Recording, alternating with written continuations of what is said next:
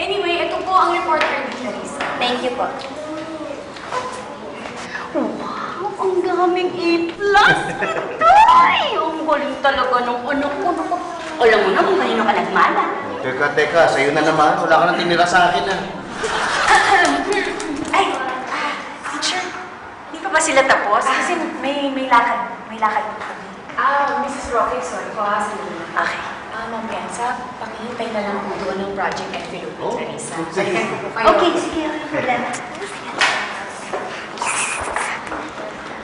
Mr. and Mrs. Roque, ito po ang report card ni Danica.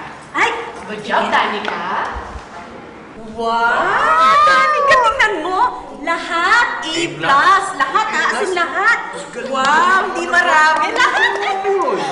Alam mo naman talaga, di ba? Kung kanino ka nagmana. Kanino? Sangayon. Halina na talaga. Naku, salamat po, salamat. Thank you! Thank you.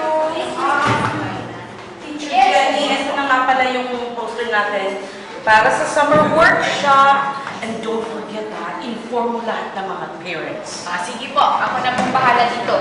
Ilalagay ko po ito dito. Yan, sige. Ay, excuse me, ano yan? Magsa-sponsor po kasi ng musical theater workshop ang school, pero limited lang po kasi ang slots eh. Limited pa rin. Baka gusto niyo pong i-enroll si Danica. Aba, Mrs. Manaluto, nandito pala kayo.